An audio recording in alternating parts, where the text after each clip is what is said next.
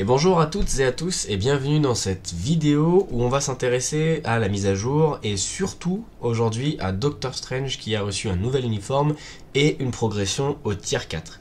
Et on va s'intéresser surtout à ce nouvel uniforme qui arrive finalement peu de temps après l'ancien uniforme de Doctor Strange qui est dédié à son deuxième film, donc Doctor Strange 2.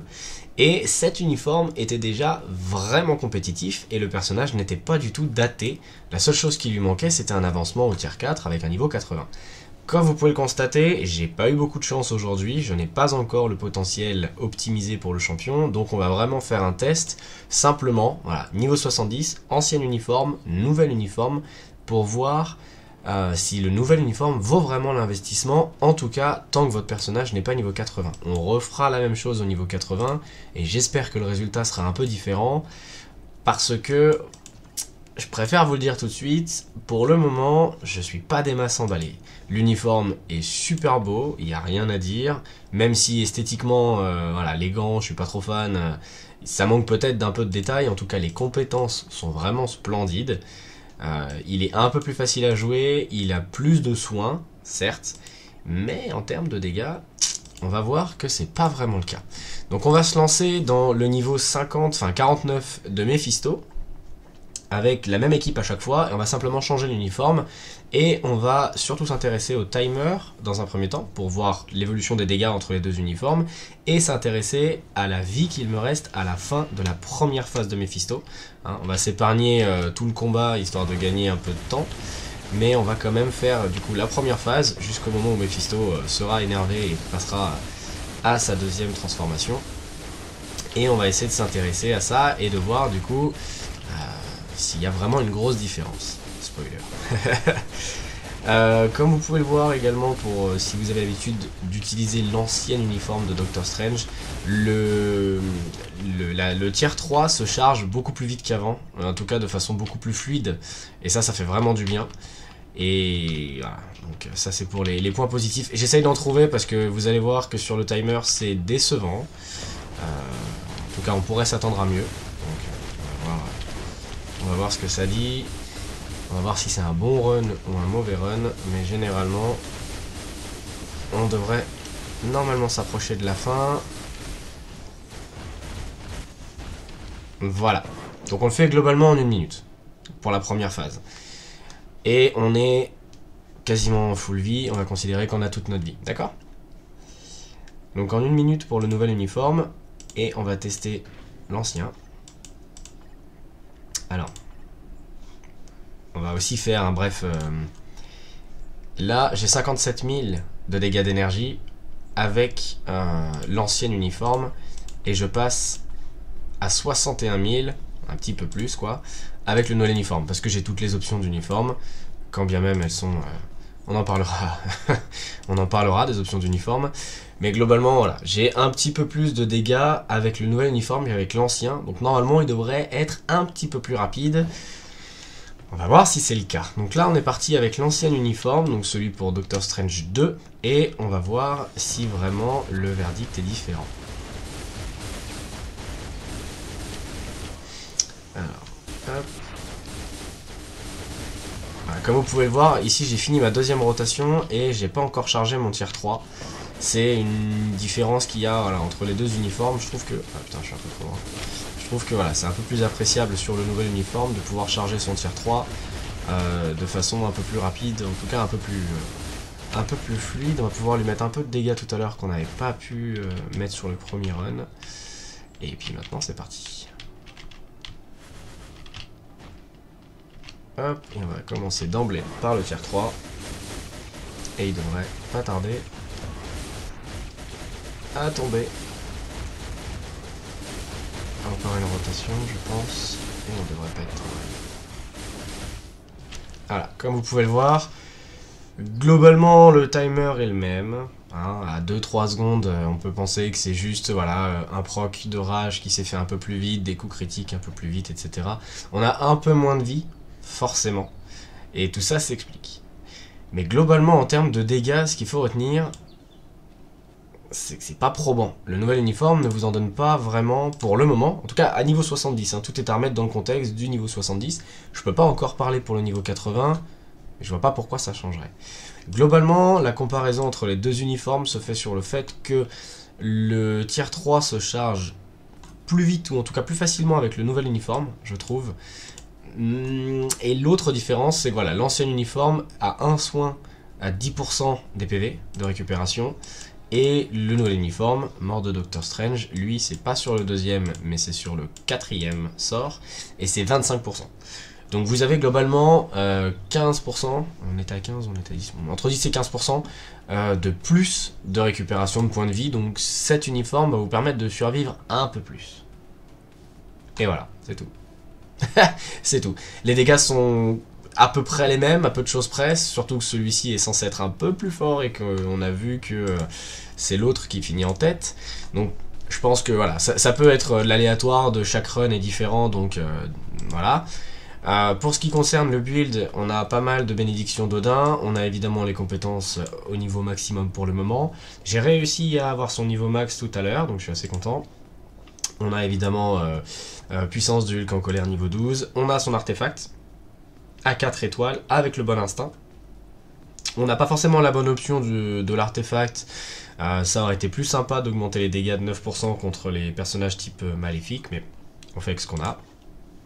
Et enfin, on a un CTP de rage, parce que du coup je pense que la place de Doctor Strange va vraiment être ici, dans le raid de boss géant. Je pense que ça va être une machine pour tuer le reste de boss géants, mais pour le reste, je vois pas trop où est-ce qu'il va avoir sa place, dans le sens où en boss du monde, il n'a pas beaucoup de restrictions. Il en a quelques-unes, hein, il peut vraiment nous aider, mais dès qu'il commence à jouer avec d'autres personnages de type explosion, je pense notamment à Cable, à Sharon Rogers, pour les gens qui l'ont vraiment à haut niveau, je sais pas s'il aura la chance de se faire une place en boss du monde. Donc globalement, voilà, ça c'était la petite revue. On va juste accéder à ça pour les points de boost. Voilà, impeccable, les petits points du futur pass. Ça du coup c'était pour la revue de Doctor Strange au niveau 70, entre l'ancien uniforme et le nouvel uniforme. Mais ça s'arrête pas là. Là, on va vraiment rentrer dans le un peu plus technique et dans le un peu plus chiant surtout. C'est-à-dire que si vous avez...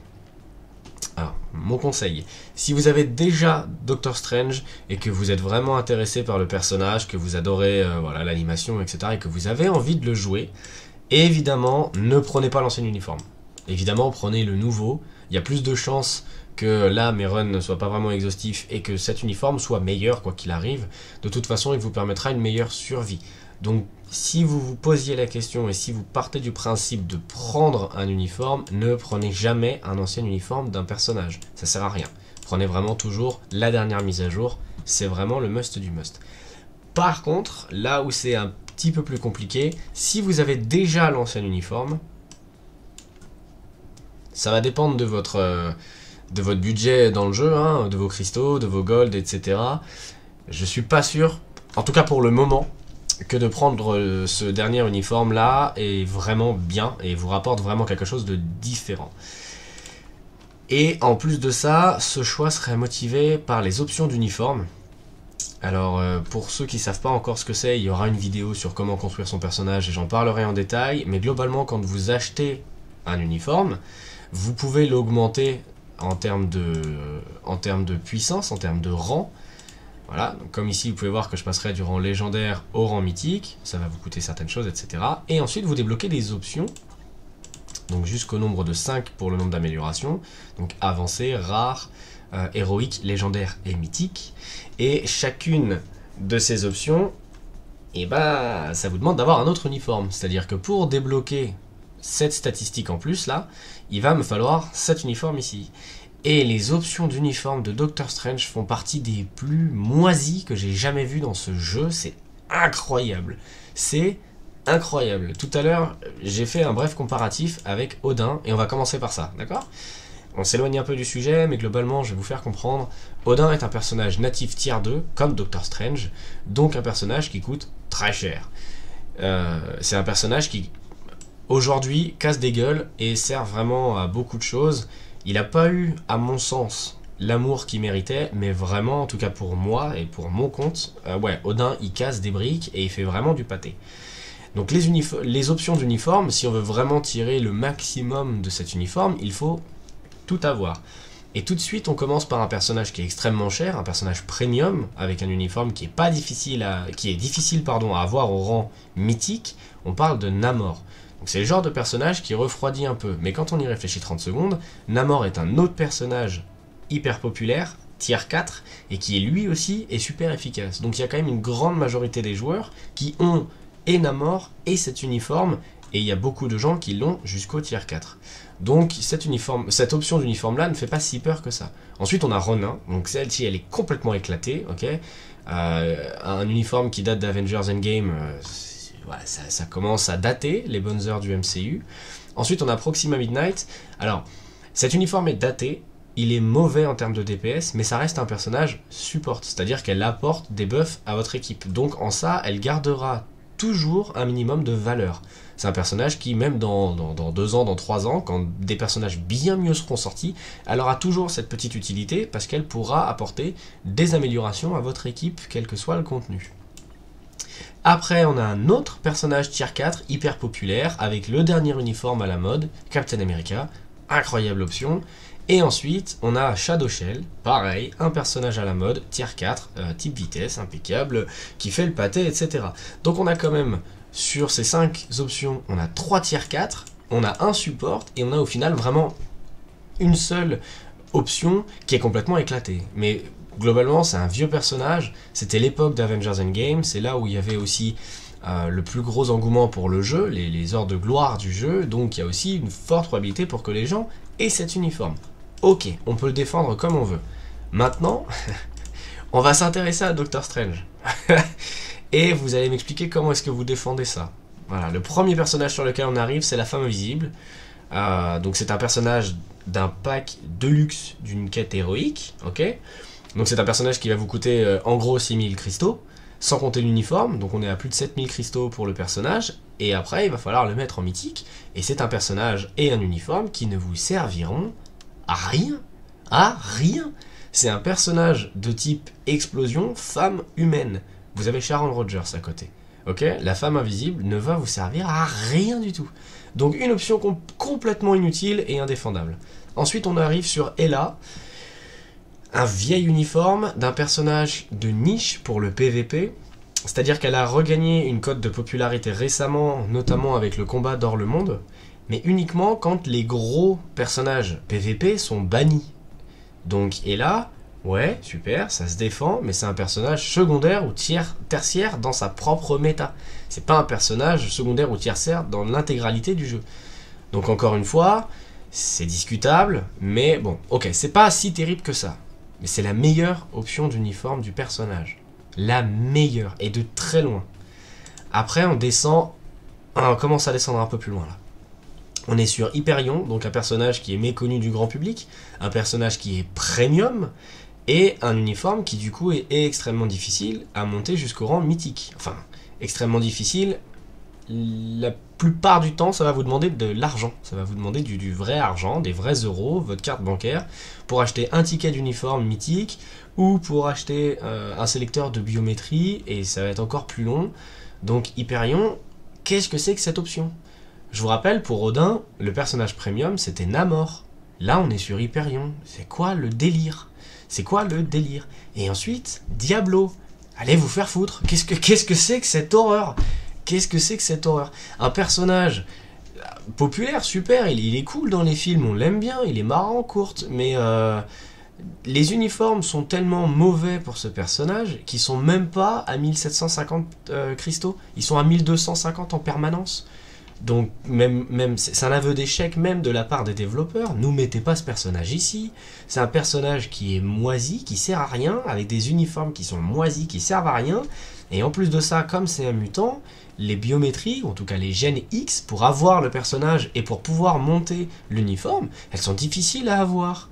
Et en dernier, le clou du spectacle, la sorcière rouge. Incroyable, enfin une bonne option. Je vous arrête tout de suite, c'est pas le meilleur uniforme de la sorcière rouge. Ils nous ont sorti l'uniforme d'il y a 1 an et demi, 2 ans, pour la sortie de la série WandaVision. Ok ? C'est-à-dire que la sorcière rouge a eu un uniforme thématique avec Doctor Strange 2 ok? Elle a eu un uniforme plus récent, plus d'actualité, et ils nous ont pris celui-là. Et donc, si on récapitule, on a un personnage natif tier 2, qui va vous coûter beaucoup d'argent, avec un uniforme complètement daté, sachant qu'il y a mieux. On a un personnage totalement inutile, avec des biométries qui sont difficiles à avoir. On a un personnage premium, avec un uniforme qui va vous demander de l'argent. On a une option d'uniforme d'un personnage PVP de niche. Ok, ça ok, j'ai pas grand chose à dire. Et enfin, on a, putain, la femme invisible. Donc les options d'uniforme de Doctor Strange font partie des pires, je pense, que j'ai jamais vu dans le jeu. Font partie des pires. Et si vous avez la mémoire un peu longue, si vous n'êtes pas des nouveaux joueurs, ou si vous avez déjà cet uniforme, je vous invite à regarder les options d'uniforme. Il est abonné à ces merdes en fait. J'étais pas au courant, mais tout à l'heure quand j'ai du coup regardé les options d'uniforme pour faire cette vidéo, je me suis rendu compte qu'en fait c'est une vieille habitude pour Doctor Strange de pas être aidé. Donc pour l'ancien uniforme, on avait Gilgamesh, donc un personnage d'un pack de luxe, encore une fois, comme la femme invisible, sauf que ce coup-ci, Gilgamesh, lui, il avait vraiment eu une utilité pendant un moment en PvP, il était top méta pendant un bon moment, et donc c'était pas un investissement qui était débile d'avoir Gilgamesh, ok? Et le fait de l'avoir mythique, comme c'est un pack de luxe, ça prend du temps, mais c'est faisable. Ensuite, on a Rescue, voilà, notre personnage premium, il est là. Rescue, voilà, elle a fait 2 semaines en PvP, et après, on l'a oublié parce que, bon, bah, globalement, il pue la merde. Un personnage premium avec un uniforme premium, voilà, ça va vous coûter extrêmement cher, encore une fois. Donc on a Hyperion, mais de l'autre côté on a Namor. Je refais le parallèle hein, entre les bons uniformes et les mauvais uniformes. Ensuite on a la sorcière rouge. Ils nous ont refait la même chose, en fait, c'est ça moi qui me tue. Cet uniforme il est sorti avant, on a dû à l'époque gueuler pour les options, et ils nous refont la même aujourd'hui. C'est-à-dire que la sorcière rouge, vous vous dites « Ah putain, c'est cool, c'est thématique et tout ». On parle de l'uniforme du Doctor Strange 2, ok, du film Doctor Strange 2. Ils nous ont mis cet uniforme de la sorcière rouge, d'accord? Donc, il y avait déjà celui WandaVision. Et au moment où l'uniforme de Doctor Strange est sorti, cet uniforme de la sorcière rouge est sorti aussi. Et ils nous ont pris un uniforme vieux, un vieux truc qui sert à rien. C'est incroyable ce qu'ils ont fait. Mais je trouve ça presque drôle en fait. Je trouve ça presque drôle. Donc voilà, personnage natif tier 2, très cher, très coûteux, avec des biométries impossibles. Hein. Vous êtes obligé d'utiliser des pierres de norme du chaos. Enfin voilà, un truc un peu sympa. Enfin, de l'antimatière, pardon, pas des pierres de norme du chaos. Ensuite, vous avez la chose, pareil.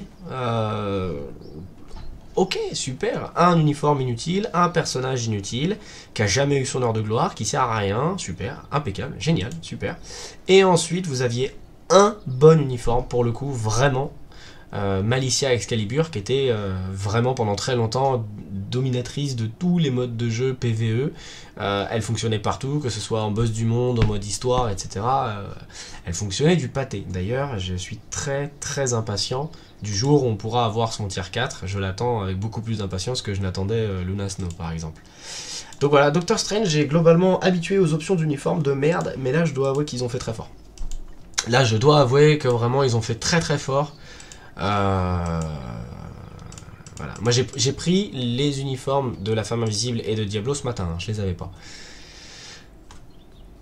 Bon, c'était pas forcément un bon calcul, mais il va falloir faire du contenu, il va falloir voilà, faire ce genre de choses pour rentabiliser un peu tout ça, mais globalement, ouais, Doctor Strange pour l'instant, cet uniforme me laisse complètement perplexe, parce que les dégâts sont pas tant là, par rapport à l'ancien. Encore une fois, hein, c'est un personnage qui de base faisait très mal, donc oui, cet uniforme fait très mal, mais l'ancien il faisait déjà très mal, et celui-ci ne fait pas plus de dégâts que l'ancien.